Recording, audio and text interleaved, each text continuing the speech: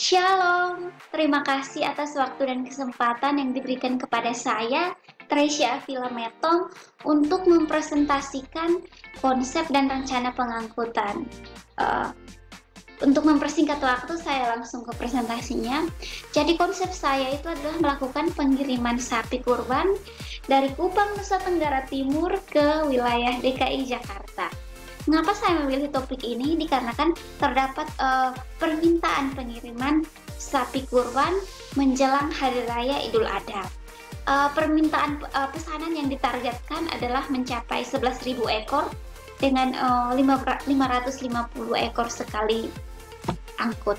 Beginilah kira-kira deskripsi dan jenis sapinya.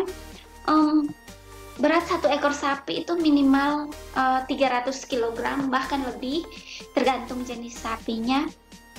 Kalau jenis sapi Angelo dan sapi Paron biasanya lebih berat, bisa mencapai 450 kg. 165 ton kurang lebih ini adalah berat keseluruhan dari 550 ekor sapi yang diangkut. Berikutnya adalah moda tentunya. Moda yang digunakan adalah moda yang digunakan untuk mengangkut sapi. Kita ke Excel dulu untuk melihat moda truk, klasifikasi moda truk. Moda yang digunakan adalah truk fuso. Kapasitas maksimal truk itu adalah 7 ton. Panjang truk 6,7 meter, tinggi truk 2,2 meter, lebar truk 2 meter, dan lebar bak truk adalah 5,6 meter. Moda yang kedua adalah kapal. Kapal pengangkut sapi. Kapal Cemara Nusantara 1 ini adalah kapal yang dirancang khusus untuk mengangkut hewan ternak. Beginilah situasi pemeliharaan sapi di dalam kapal. Berikutnya ada fasilitas apa sih yang ada dalam kapal? Yang pertama, blower system. Itu suatu sistem ventilator pada setiap ruangan ternak seperti dek A, dek B, dek C untuk menetralisir gas amonia. Yang kedua adalah sewage system, yaitu sistem pembuangan kotoran yang disiapkan pada ujung kandang ternak yang dilokalisir pada tempat pembuangan khusus. Yang ketiga adalah feeding system, yaitu sistem penyedia makanan bagi ternak. Yang berikutnya adalah water system, yaitu sistem penyedia air secara otomatis bagi ternak. Yang berikutnya adalah tempat ruangan khusus karantina yang disiapkan secara khusus bagi hewan ternak yang stres dan depresi, termasuk juga adanya menteri dan dokter hewan atau tenaga kesehatan hewan. Setelah dari moda, kita berlanjut ke rute pengiriman. Dari rute pengiriman, informasi sebelumnya.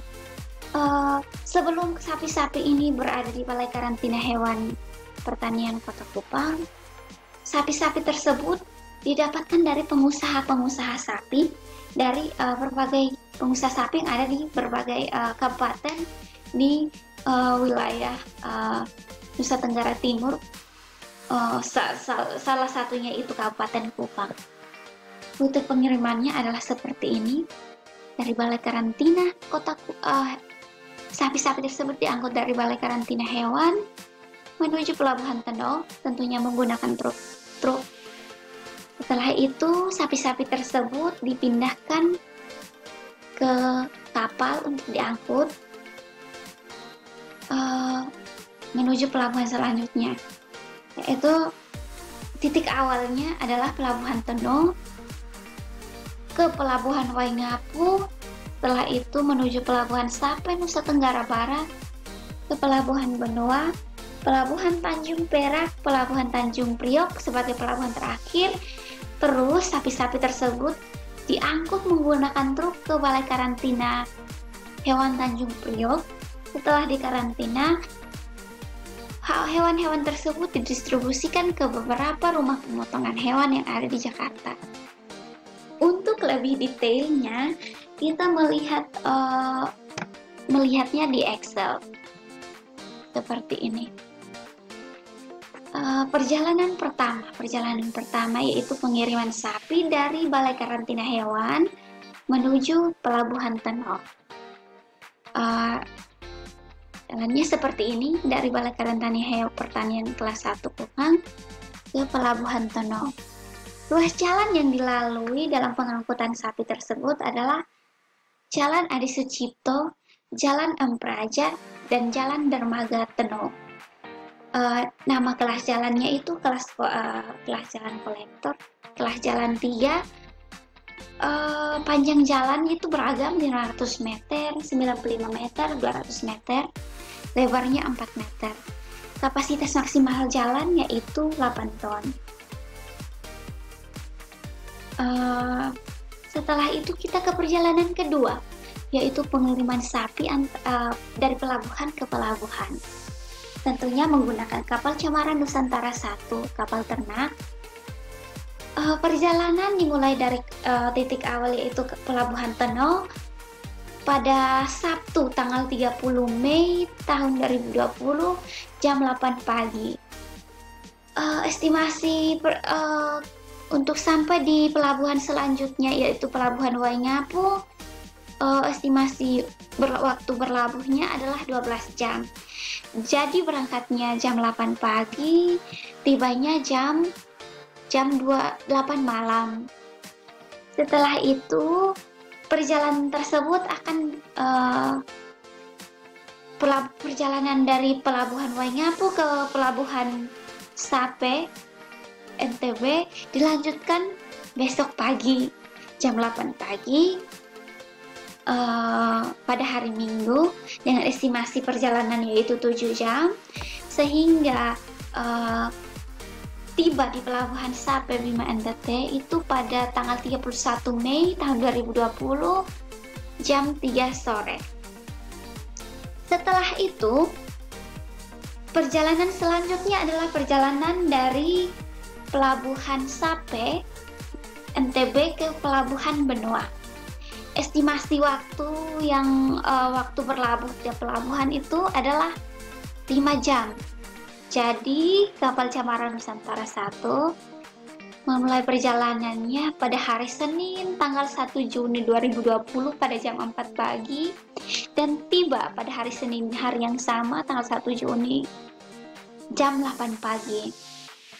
Setelah transit sekitar berapa jam ya? Sekitar 8 jam lebih. Perjalanan pun dilanjutkan dari Pelabuhan Benoa Bali ke Pelabuhan Tanjung Perak Surabaya dengan waktu berlabuh 2 jam, waktu perjalanan 2 jam. Jadi perjalanan dari Tanjung Perak dari Benoa Bali itu pada Selasa tanggal 2 Juni jam 4 pagi tibanya di Pelabuhan Tanjung Perak. Perjalanannya pada hari Selasa tanggal 2 Juni jam 4 pagi. Tiba di Pelabuhan Tanjung Perak adalah pada tanggal 2 Juni 2020 jam 8 pagi. Waktu tiap berlabuh adalah 4 jam. Perjalanan berikutnya adalah dari Pelabuhan Benoa Bali ke Pelabuhan Tanjung Perak Surabaya. Estimasi waktu perjalanannya adalah 2 jam. Waktu keberangkatannya itu pada hari Rabu tanggal 2 Juni 2020 jam 1 siang. Tiba di Pelabuhan Tanjung Perak adalah pada hari Rabu yang sama jam 3 sore. Setelah itu perjalanan dilanjutkan ke perjalanan berikutnya adalah perjalanan dari Pelabuhan Tanjung Perak Surabaya menuju Pelabuhan Tanjung Priok. Yaitu perjalanan tersebut dimulai pada hari Rabu tanggal 3 Juni 2020 jam 11 malam. Tiba di Pelabuhan Tanjung Priok pada hari Jumat tanggal 5 Juni 2020 jam 3 pagi dengan estimasi waktu berlabuhnya itu, waktu perjalanan dari Tanjung Perak menuju Tanjung Priok itu adalah memakan waktu 28 jam atau 1 hari lebih. Berikut ini adalah estimasi waktu pelabuhan tujuan. Pelabuhan tujuan dihitung dengan transitnya yaitu 19 jam, 18 jam, dan lain sebagainya.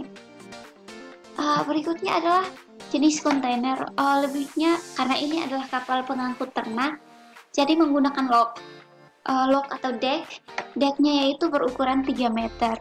Dengan muatan sapi dalam kapal tersebut adalah 165 ton. Berikutnya adalah perjalanan ketiga yaitu pengiriman sapi dari Pelabuhan Tanjung Priok ke Balai Karantina Kota Kupang.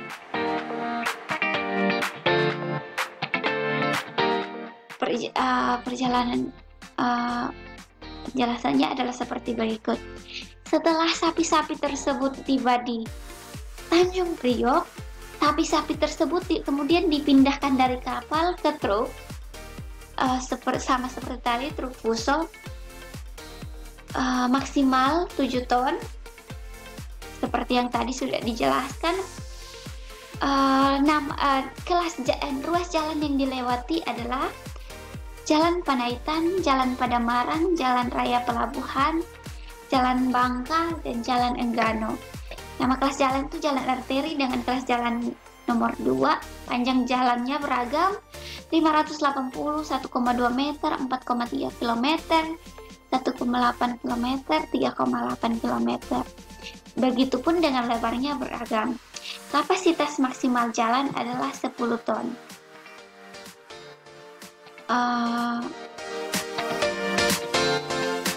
Bisa lihat di sini.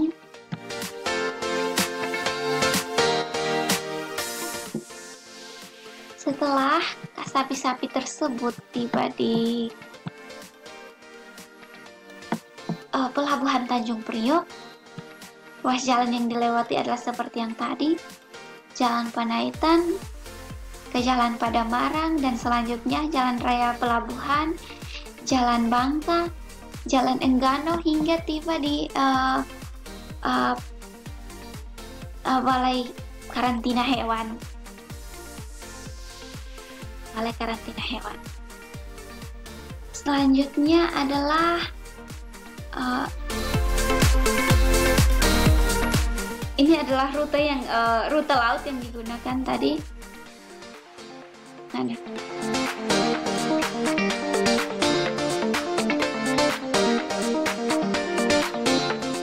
Rute laut yang digunakan yaitu dari Pelabuhan Tanjung Kupang ke Pelabuhan Waingapu, ke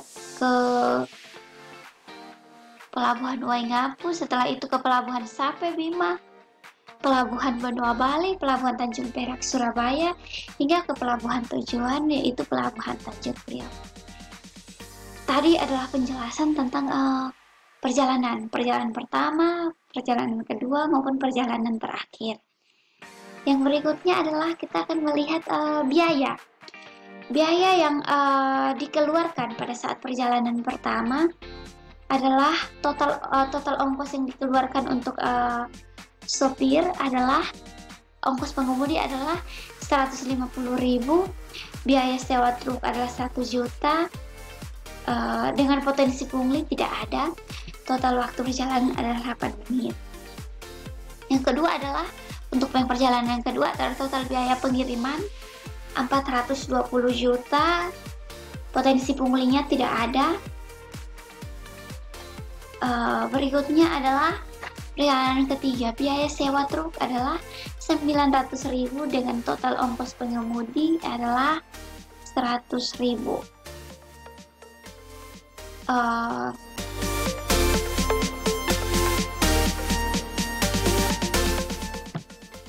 Demikian presentasi dari saya. Mungkin banyak kekurangan, mohon dimaafkan. Sekian dan terima kasih. Shalom.